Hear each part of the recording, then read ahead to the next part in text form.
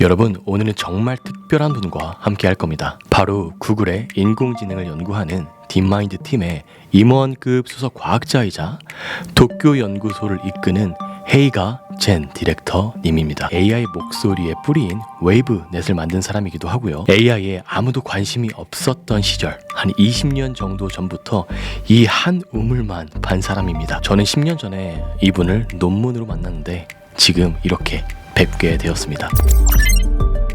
Welcome, Seoul, Heiga. You are here for ICML and GDG AI for Science meetup. So I heard that you have a deeper connection to South Korea. I'd like to start introducing yourself and what it means for you. My name is Heiga Zen. I'm a principal scientist at Google DeepMind in Japan. I'm also leading the GDM Tokyo site. Yeah, I have been with Google for almost 15 years now. I'm also very happy to come to Korea because I'm a third generation Korean. Name in Korean pronunciation is Jeonbyung-ha. Jeonbyung-ha? Yeah, Jeonbyung-ha. Yeah. And then my grandparents' father's side are originally from Daegu. Grandparents on the mother's side are originally from Jeju. So very nice to meet you. Oh, yeah. That's very interesting. I feel more a connection to you. 10 years ago, I was a young researcher. Me and my fellow researcher studied your research paper, which is WaveNet. You started when nobody cared about AI, but you never stopped. For 20 years, one path, and you wrote more than 100 papers. So what kept you going? How did you get through that long time? First, thank you very much for the kind words, especially for the WaveNet paper. Personally, it remains a milestone for me. Yeah, so I will actually never forget that when I first listened to the speech samples shared by Aaron, who is the first author of that paper, I almost cried when I first listened to that speech samples. Regarding, the journey, curiosity, so then my curiosity was first sparked by my PhD supervisor, Professor Tokuda. So that his lab gave some demonstration of his voice AI technology. At that time, nobody cared that technology, but I was so impressed with that. And then luckily, my PhD supervisor, my managers, my colleagues gave some freedom for me to explore based on my curiosity. Right place and with right people, and then doing a research at the right time. I think that they helped me to keep having that motivation and curiosity and keep doing that AI type research. I studied reinforcement learning and problems like was Super Mario choose best sections. At the time, researchers used RNNs to generate text or speech, but the result was not good. I remember telling my friend, hey, AI speech like human? Impossible. It's not gonna happen. But you proved me I was wrong. You solve every problem step by step, starting from hidden Markov model and feed-forward neural network, recurrent neural network, WaveNet, and now it's multimodal. Here is my question. When you solve the problems, does the answer comes in one moment, like genius in a movie? Or is it many failures and challenges and overcome that we never see? Yeah, of course, I think the research is inherently trial and errors. I think that actually the number of errors is much larger than the number of successes. However, as you know, for the reinforcement learning, so if you can run some signals from the failures, then you can find a way to succeed. Yeah, so I think that doing some analysis of the failures and then really understanding and going deep to the failures and then understanding the source, then so that you can get as much signal as possible. Then I think that you can update your way to explore the research candidates, and then I think that it can be the way to go to the success. Yeah. So you are living like reinforced learning. You learn something from fail, right? Yeah. So after 2016 WaveNet, so many voice AI business appeared. Some of them are very big right now, and it's all from research papers like yours. So I'm curious about your next step.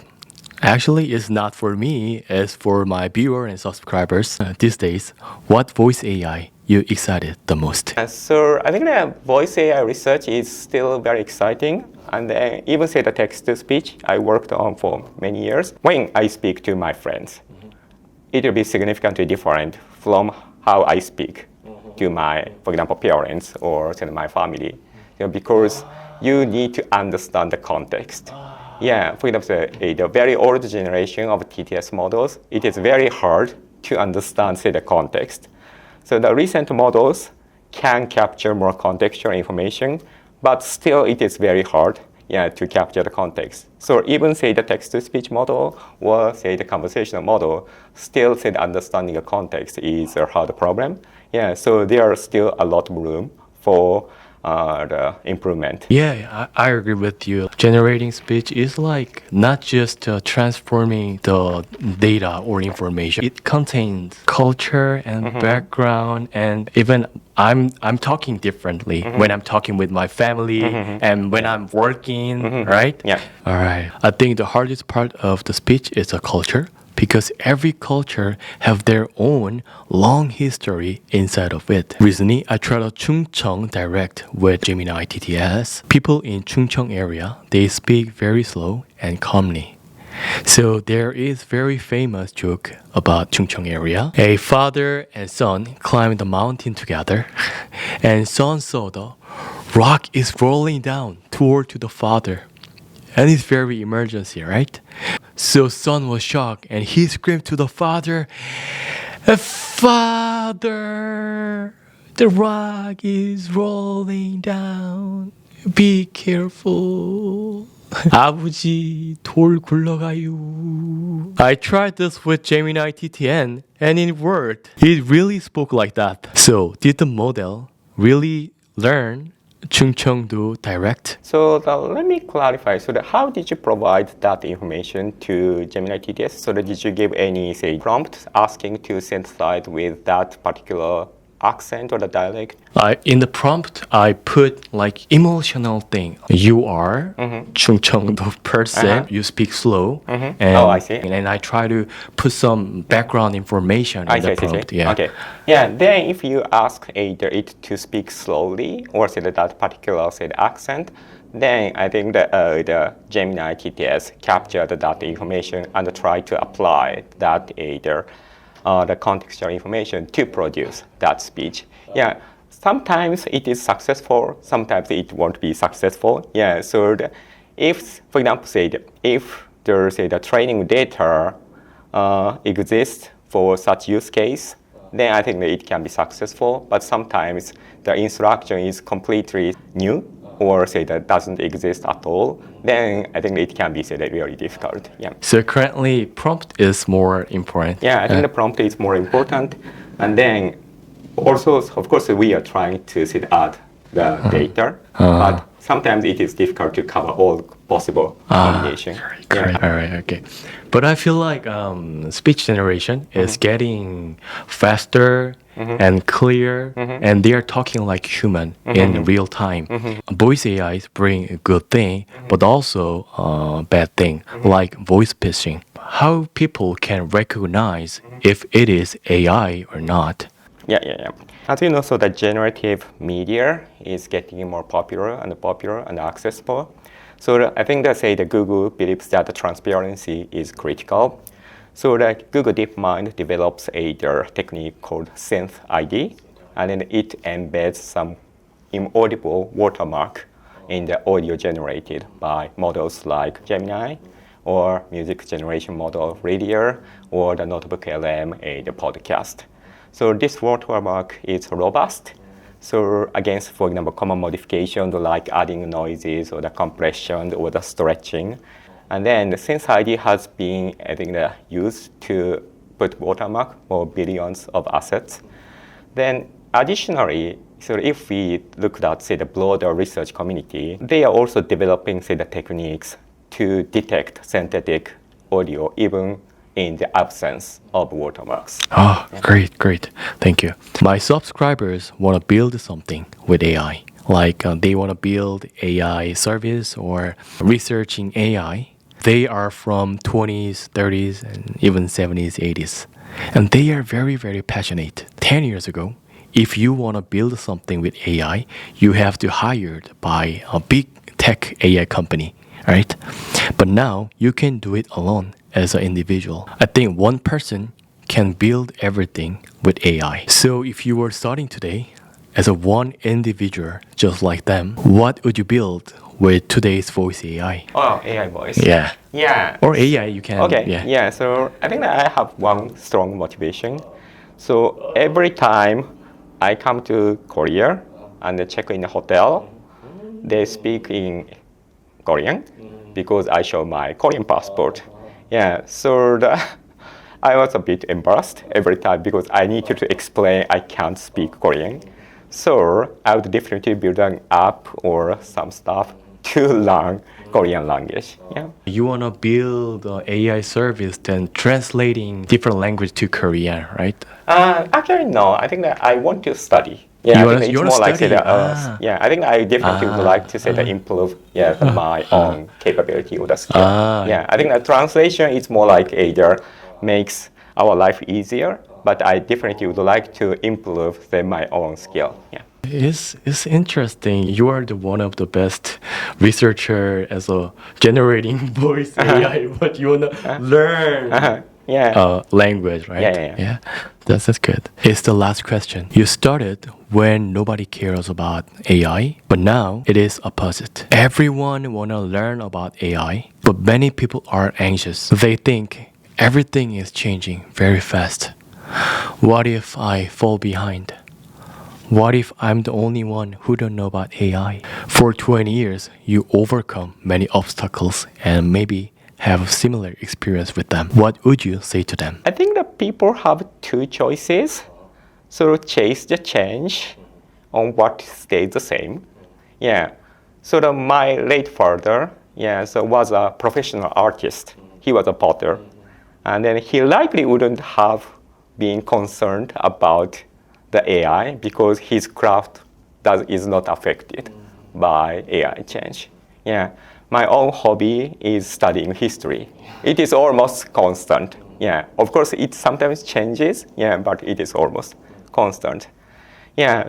So whether you choose to pursue, say, the cutting edge AI or learn the fundamentals, I think the most important thing is always curiosity. Yeah. So as long as you maintain, say, the curiosity, so I think that you can learn something new, and then you can say that improve your skill. Yeah. So it can be, say, the cutting edge AI stuff or something related to more, say, the fundamentals or the constant. But as long as you are curious and then know how to learn, I think that learning to learn is, say, the very important skill nowadays. And then I think that as long as you know how to learn, then you can keep updating your skill. Thank you so much. Yeah. Do you mind if I ask you a personal curious question? Sure, of course. Yeah. First one is, do you ever feel FOMO? Like FOMO is fear of missing out. When I study AI deep learning first time, the paper was coming out every day. So I felt, oh my God, if I don't know DQN, day after tomorrow, double DQN, right? I think people, of course, they are not research something, but the service is coming out every day. Yeah. So I think they are feel FOMO. I was curious, you ever feel like FOMO in your life? So in my research area, I think I thought sometimes, I felt it sometimes. Sometimes, not always. Yeah, so because everything is changing so quickly. Yeah, I think they say that catching up everything is impossible. Then I think that you need to say that be efficient. Yeah, I think that spending all of your time to catch up everything is impossible. Then I have some personal criterion. So I have very trusted researchers. I also know good researchers. So that if one of very trusted researchers say this is good, I will check it. And then if three of my good researcher friends says yes, or say the good, then I will check them. Yeah. So otherwise, I think that it is impossible to check everything. So I rely on So these are the very trusted researcher friends or say the good researcher friends to decide which one is good. Oh, Yeah. that's very great point. Credit from human is getting important, right? One more question. I have a dog and 2 cats. I want to communicate with them, and I was thinking they also have a voice because voice is like a vibration of the world, right? Yeah. As a human, we have a target, we have an answer, we have a data to train a model, right? Yeah. Do you think in the future we can talk with a dog or a cat? Okay. I see. So personally, I'm not doing that kind of research. However, in the ICML audio workshop I joined yesterday, there are some research about the animal, say the voice, or the animal, say the sound understanding type research. And in one of that, say I think the author, mentioned about that kind of the motivation. Yeah, so I think I don't say it is impossible. Yeah, I think that say the researchers are exploring whether it is possible or not. Yeah. All right. Thank you so much. My viewer will remember this conversation for so long. Thank you very much. And me too. 인공지능을 만드는 딥마인드 헤이가 젠을 만났습니다. 구글은 많은 사람들이 인공지능에 대해서 관심이 없을 때부터 예전부터 이런 연구를 계속 해왔습니다. 그 연구를 바탕으로 지금 여러분들이 보고 있는 뭐 제미나이나 아니면 보이스나 이미지 생성, 영상 생성 그 모든 것들이 나온 거예요. 그래서 여러분들은 지금 세상이 너무나도 빨리 변하고 있어요. 어떻게 해야 될지 모르겠어요. 라고 하시지만 사실은 지금 우리가 보고 있는 것들은 이미 몇 년 전에 다 연구가 되었었던 것들입니다. 그래서 우리가 조금 더 미래를 예측하고 싶다. AI에 대해서 정말 잘 알고 싶다. 라고 하시는 분들은 한 3년, 4년 정도 전에 구글 딥마인드가 어떠한 연구를 했지? 그걸 보시면 아주 쉽게 예측을 하실 수 있습니다. 그걸 제가 여러분과 함께 하고 있는 거고요. 그리고 우리가 이러한 리슨구도 굉장히 중요하지만 보다 제 생각이 더 중요한 건 이렇게 AI 시대를 살아가는 우리의 마음가짐입니다. AI 전문가 또한 어려움을 겪고서 계속 한 우물을 우직하게 파면서 지금 이 자리 위치에 왔듯이 우리도 막 이거 나왔어요 저거 나왔어요 우와 이런 것보다는 우리가 살고 있는 이 AI 시대는 어쨌든 계속 너무나도 빠르게 변하는 그런 시대구나. 그럼 이거를 지혜롭게 어떻게 하면 우리가 더 개선하고 더 잘 살아갈 수 있을까? 그거를 고민하는 그런 긍정적인 마인드인 것 같습니다. 그리고 아까 디렉터님이 말씀해 주신 어린아이처럼 호기심을 계속 유지하는 것, 그리고 새로운 것을 빠르게 공부하는 아주 넓은 마음, 멋있는 두뇌, 그런 것들을 여러분과 제가 이 커넥트 AI 랩에서 함께 계속 공부하고 만들고 더 성장하는 우리가 되었으면 좋겠습니다. 그러면 오늘도 너무 수고 많으셨습니다.